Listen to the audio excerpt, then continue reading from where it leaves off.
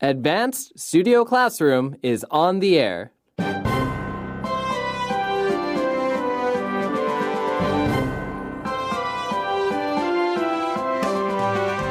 Join us as we continue to explore the heart of Seoul.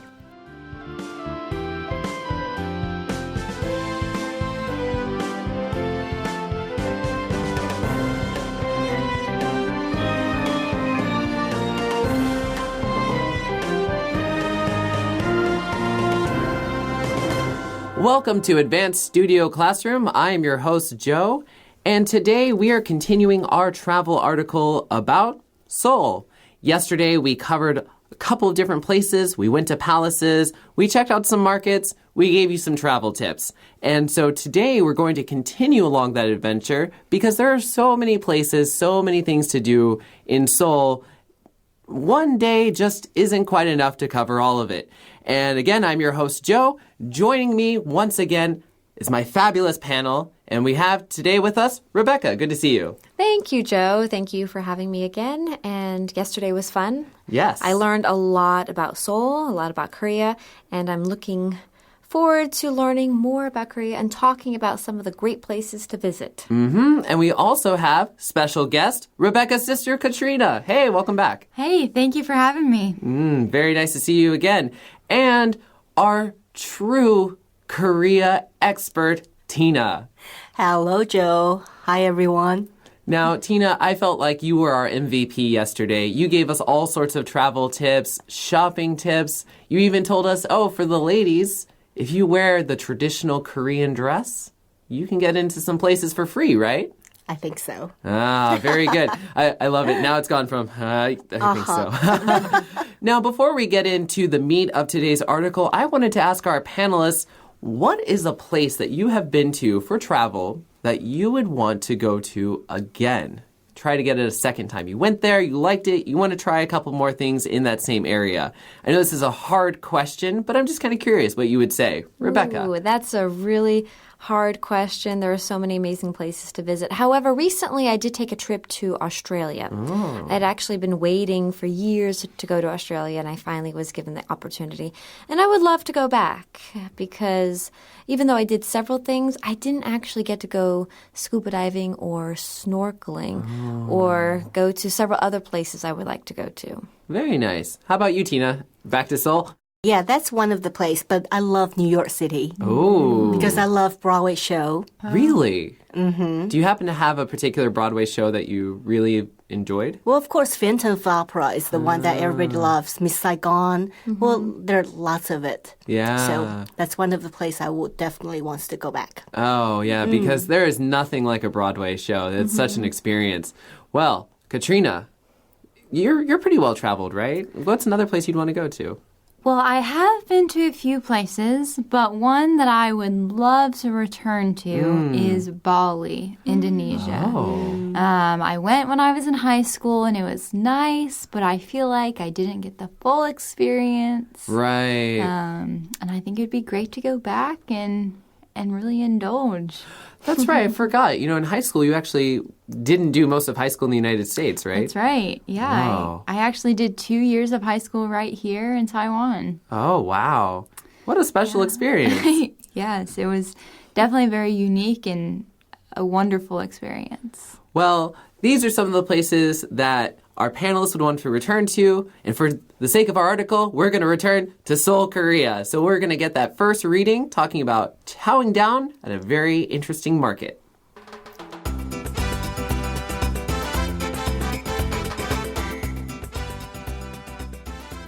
Chow down at Gwangjang Market. Gwangjang is renowned for having the most food stalls, about 200. Many offering mung bean pancakes, the market's signature dish. 2 people can dine on a sampler plate stacked with bean, fish, and beef cakes for about $10. For a change of pace, take a stroll along the market-adjacent Cheonggyecheon Stream, a park with walkways and burbling waters, covering several miles and passing beneath about 24 bridges.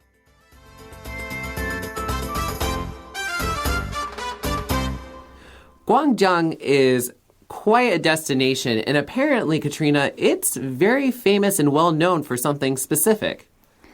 Yeah, this is one of my favorite things to do. Eating and trying new things. And this market is famous for having over 200 food stalls. Right. So this is apparently has the most food stalls and has a very kind of wide offering of things that you might want to try. You know, a lot of them have the mung bean pancakes. But, you know, actually I was watching a video just kind of touring around there. And I was just really impressed with, like, how much food is there. And while they offer the kind of mung bean pancakes, there are other things, and there are a lot of fish dishes that you can try. And apparently, you can try some of this fish for a pretty good rate, or some of the fish cakes, Rebecca.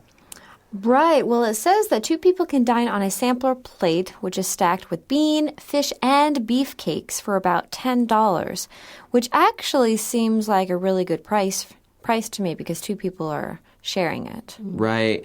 And, you know, when we talk about sampler plates, I love sampler plates. Like going places and getting sampler plates, it's great because you get like a little bit of everything.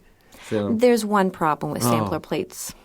What if, and this does happen, there's like 3 or 4 different things that you could try, but then there's one that's really, really, really, really, really good, and you only get a sample of it. Oh, that's why you have to get more of it. Yeah, and then it's like, oh, I like this one, so I can buy more of it. Because that's what I really like is you get a sampler plate, everybody tries a little bit, and then you can really decide like, oh, I like this, let me go get some more. Well, that's true. And so this is a really interesting market, and when I was watching a video, it was just incredible seeing just how much like they were, because it also sells a lot of fish, and so you have like all these aquariums and tanks and stuff. It's like pretty intense. And so another thing you can do if you want a change of pace is you can take a little walk, Katrina. That's right. You can walk, and maybe after you've eaten so much, you can walk along a stream in the park. There's very nice walkways, and there's a nice little words that describes the water's burbling. Burbling. And it covers several miles, so maybe after a long day of walking through the market, you get to relax next to the waters. And the stream here just isn't really that far away. It says that it's just adjacent the market, Rebecca. Right. And of course, if something is adjacent, that just means it's very near, it's next to, or it might even be touching. Right. So very, very close. And like Katrina was mentioning, you stuff yourself full of these sampler platters because you, maybe like me, you order one sampler platter and then you want to sample some more. So you order a second sample platter. And then you need to take a bit of a walk. And this just sounds like a really beautiful area. You know, they talk about, you know, cover several miles and passing beneath about 24 bridges. So I imagine for our friends that are really into Instagram, this would be a nice spot for some pictures. #WonderfulLife, #Korea. And also, during different season, they have different festivals there too. So it's pretty fun that if you can research that first before you go. The feeling that I've gotten while researching for this article is that Korea is a place that's best traveled, well-researched. Because as we noted yesterday with like what's closed when, it's not all like everything's closed Monday or everything's closed Tuesday. And to really appreciate sort of what's going on, I think like Tina mentioned, knowing when the festivals are happening can really enhance your experience. It's better to go in well equipped so that you can take in Seoul and really just embrace that travel experience. Now we're going to continue on with our Seoul adventure with our next reading.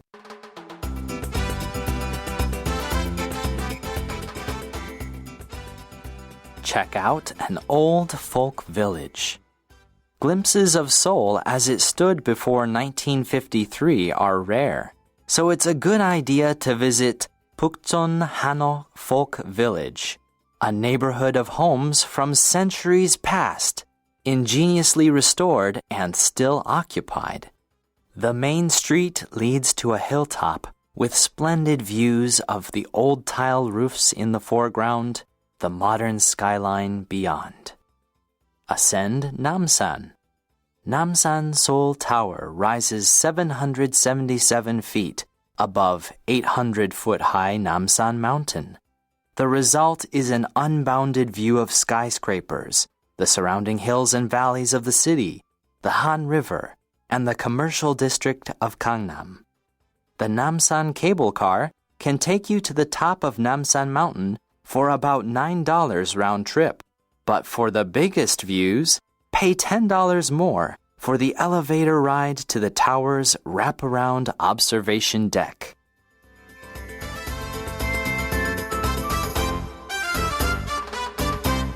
So here we have an old folk village. Now, Katrina, what do you think of when you see this kind of phrasing, folk village? I think of the countryside. Folk is a great word because it seems like it's homey and a community, which I think is very cool. Yeah, because we often talk about like folk music, folk culture. Yeah. It's kind of like traditional down to like the roots of a culture, that kind of idea. And so you can apparently get glimpses of Seoul as it stood before 1953, Rebecca. That's right. It says glimpses of Seoul as it stood before 1953 are rare, so it's actually difficult to see. It's not very common. So it's a good idea to visit Bukchang-Hano Folk Village. That was a nice crack at that. That was really good. You know, I'm trying. I'm trying to improve my Korean. Before you go. Before I go, that's right. So anyway, if you do visit this folk village, you will get a glimpse of what Seoul or part of Seoul looked like before 1953. So it's actually pretty special. Yeah, and this particular village, I had read up a little bit about it. Apparently, historically, it was for kind of high-ranking government officials, and so it's quite a nice area. And we learn a little bit more about this neighborhood. So it's a neighborhood of homes from centuries past, and it's been restored, but not just restored in a very basic way, Katrina. It's apparently been restored quite nicely. Yeah, they use the word ingeniously to describe it, which I think is a interesting way. It means that it's very clever and skillful. So what that makes me think is that it's very accurate to what it looked like back in 1953. And apparently, it is still occupied, Tina. I can't believe this. It's a tourist spot that's occupied. Actually, now still people live in there today. So, and of course now it's a tourist spot. So they just ask if there's any visitors in there, try not to be too loud to disturb them. That's really important and a good thing to note. And so we get a little bit more of a description. So you have this main street going up to the hilltop, and you get great views of the old tile roofs. And apparently these old tile roofs are being described as in the foreground, Rebecca. And that's a fun word that basically refers to the people, objects, countryside, or anything else that's in a picture or a photograph that seem nearest to you and form its main part. What I like about this particular kind of angle it's talking about, you basically have old Korea right in front of you and kind of new Korea in the background. And so you almost get a sense of like historical transformation. And I think that's just really awesome. I've been trying to get better at taking pictures. It's making progress. It's slow but steady. But now I know when I go to Korea and I go to Seoul, this will be a good place to take a picture. We have another place we're checking out, and that's the Namsan Seoul Tower. And apparently, this is a really, really tall tower, Katrina. Yeah, according to the article, it's 777 feet above The 800-foot high Namsan Mountain. It's so high. Wow, I didn't even get that far. I was thinking it was just 777 feet, but double that, it's quite tall. And, you know, what's nice is it creates just this beautiful view.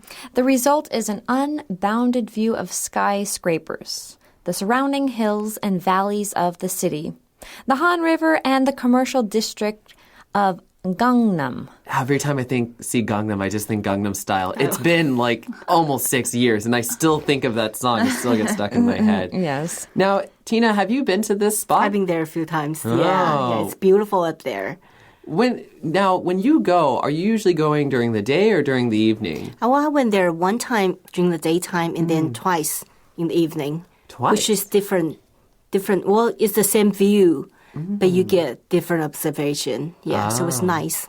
Very good. And also, you can just walk up there from Mingdong. Oh. Actually, no.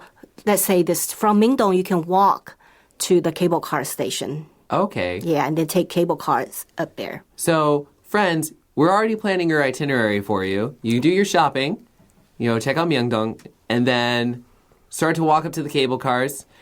This actually sounds pretty nice. I think an evening view. I saw some of the evening view pictures. The nightscape is just beautiful. Now, we mentioned this cable car, and apparently you can do a round trip for about $9, Rebecca.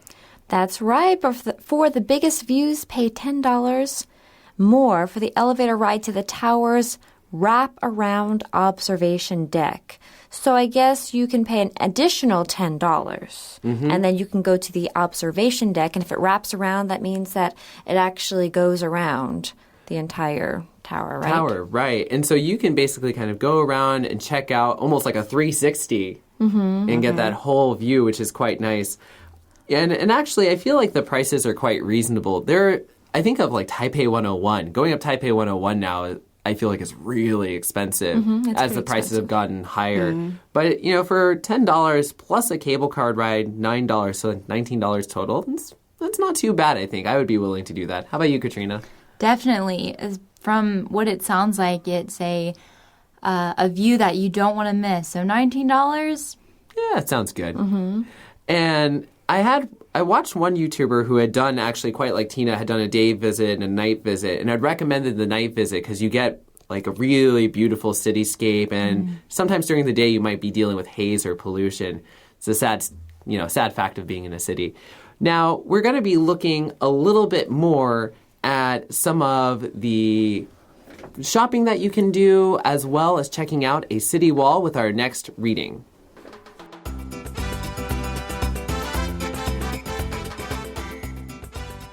Splurge on seafood. Buy seafood downstairs, eat seafood upstairs at the Noryang-jin Fisheries Wholesale Market. You step inside, confront a dizzying array of sea creatures, challenge yourself to eat adventurously, then make purchases. If you like, vendors will immediately send those purchases upstairs to be cooked per your request. It isn't cheap, but you will remember the day. Inspect the wall, climb Naksan. For a good walk, start at the Seoul City Wall Museum. From there, follow the path along the wall, which dates to 1396. The route will take you through neighborhoods of old, low-rise houses with increasingly grand views. You'll eventually reach Naksan Park, at the top of Naksan Mountain, where several footpaths converge, and there are courts for badminton and foot volleyball.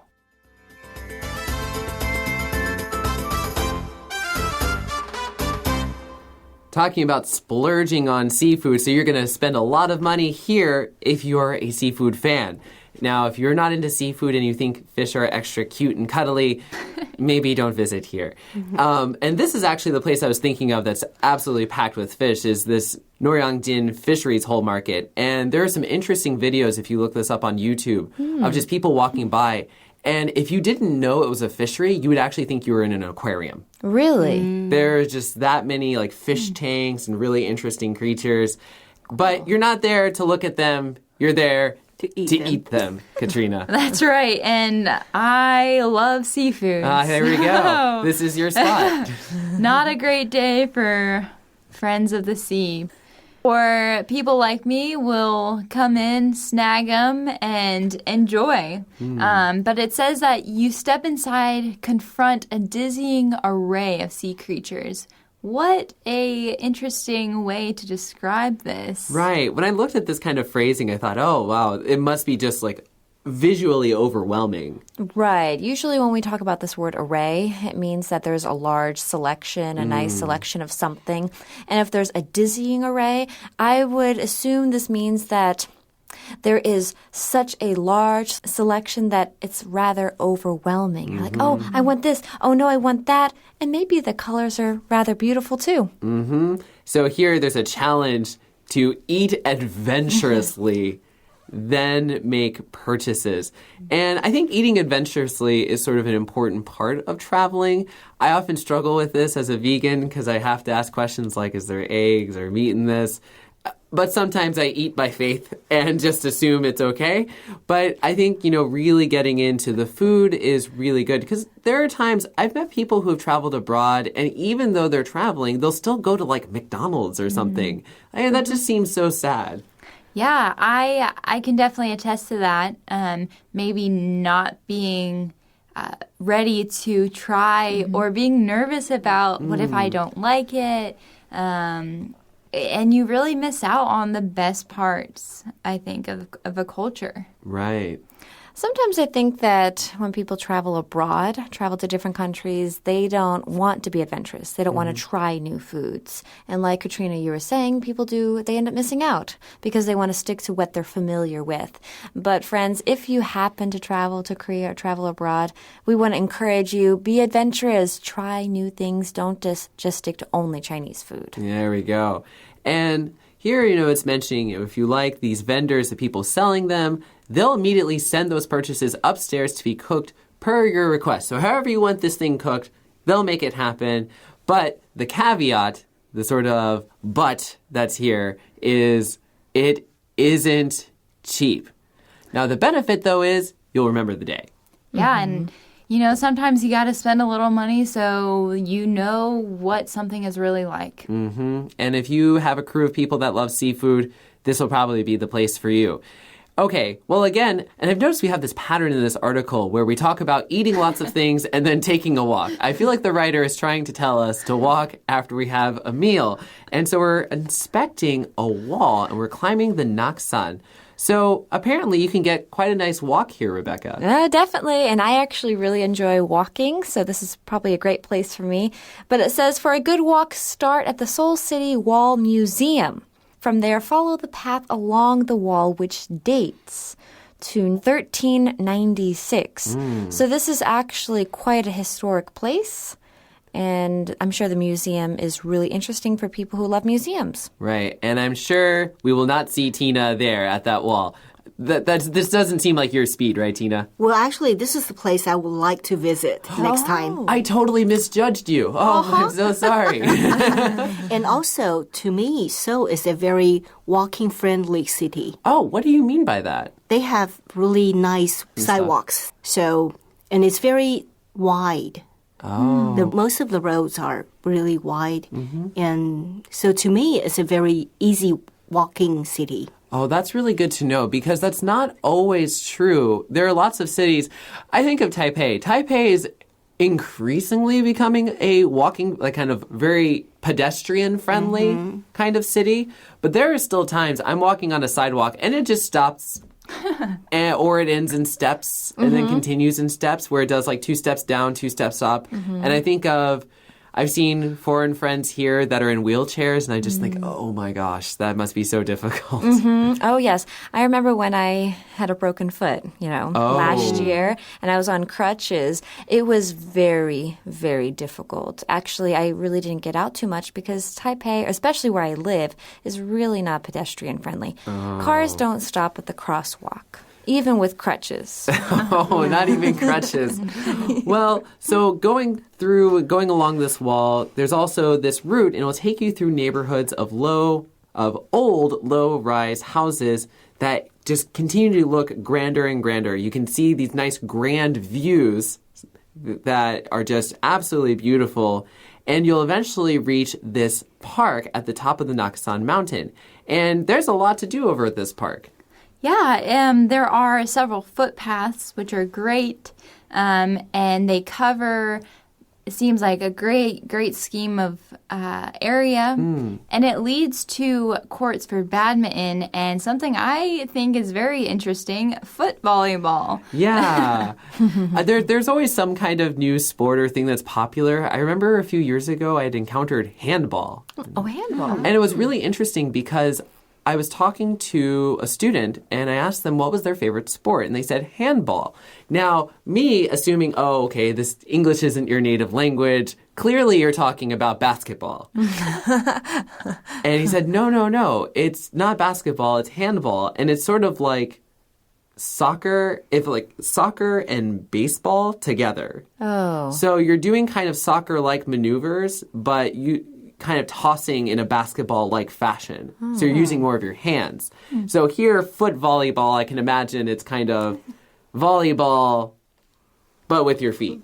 Oh, interesting. Well, I do enjoy trying different sports. I love playing badminton, and I would definitely be down to trying foot volleyball, even though volleyball itself, I'm actually not very good at. It hurts my wrists.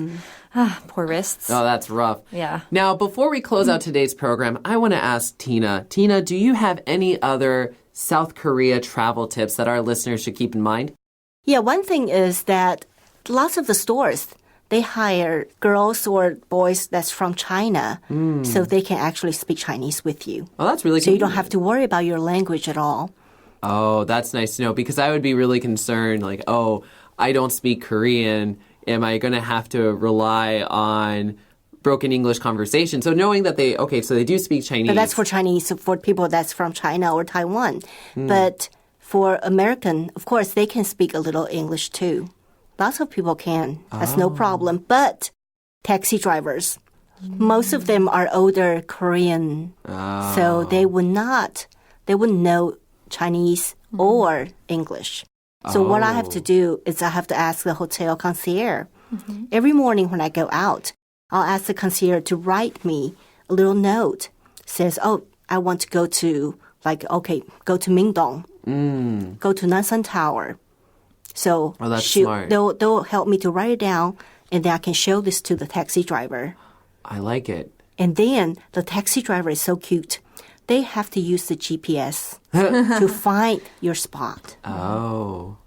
It's not like here we say, oh, we're going to go to Dazhijie or to which street, and then the taxi driver will know. They have to look it up. They have to look it up. Oh, funny. They have to search from GPS and then said, oh, okay. Then they'll take you there. Well, there we go. I think So these use the concierge. very smart. I think these are two good things to know. You can speak Chinese okay, and rely on the hotel to help you get where you need to be. Friends, I hope you have enjoyed our two-day discussion, and if you ever get over to Seoul, be sure to snap a picture and tag us on Instagram at sc.friends. We'd love to see how you travel. What are you up to? And again, we have just enjoyed looking at South Korea, looking into Seoul, and all the things that have been offered here. I'm your host, Joe. Joining me today has been Rebecca? Tina? And Katrina. saying goodbye. Goodbye.